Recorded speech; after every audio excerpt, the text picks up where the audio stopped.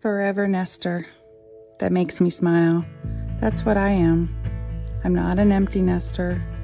I am a forever nester. Because grief is the experience one lives in after a loss.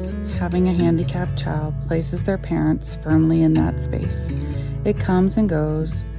There are many, many moments of pure joy and many, many moments of pure gut-wrenching sadness. Let me explain. I once heard that giving birth to a baby with special needs can be compared to planning for a trip to Disney World and ending up in Holland. While you love Holland, it isn't the trip you planned for. What is it about having a baby with special needs that is a loss?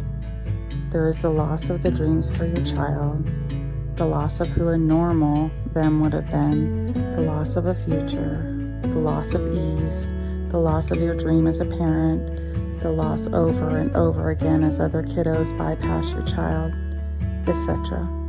To be blunt, your child is not normal, therefore you are not normal either. At the store, at the playground, at school, anywhere and everywhere, you are always walking the fine line of pushing for things for your child that are the best for them and pushing for things for your child because of it being about you.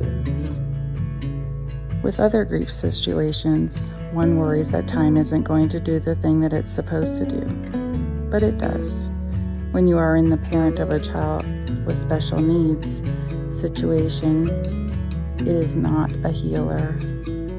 Time is not a healer. Every day for forever will feel kind of the same. There's just no way to know what might have been, but that doesn't stop a parent from thinking about it. Because with this type of situation and this specific grief, it is ongoing. There is the initial loss at birth, and then there is loss at each missed milestone and or each hospitalization, illness, setback, additional decline. It compounds and a parent is always in it. Even if your child becomes fairly healthy or semi-independent or even lives in a group home or away from your home, they still will never fly very far from your nest, and you will always have a finger on the pulse of their lives and living situation. This grief is a complicated grief for sure. There is grieving multiple losses. One of those is relationships. Sometimes the parent or parents are so deep in it with their kiddo that they have to let everything else slide. They don't accept or want help. Sometimes they isolate on purpose, and other times it just happens because others are uncomfortable being around them. Sometimes it is because your child's handicap makes outings and trips impossible. But thank goodness for the blessed oblivion of our handicapped children. For the most part, they don't feel the losses. They are just staying alive, and their reality is all they know.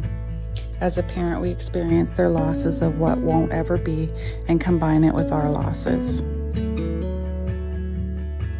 And after all of that, there is joy. Joy and happiness amidst the grief.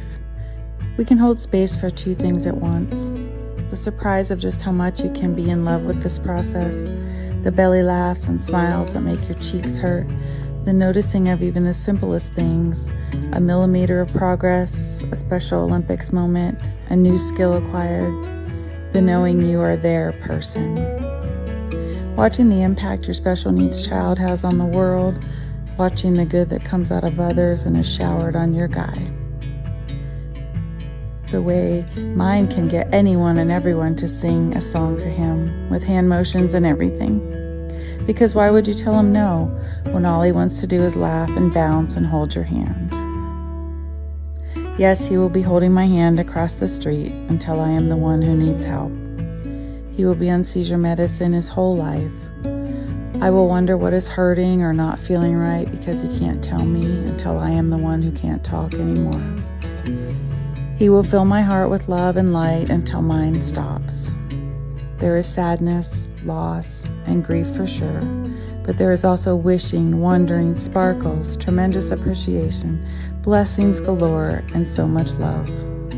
I will keep him in the nest forever.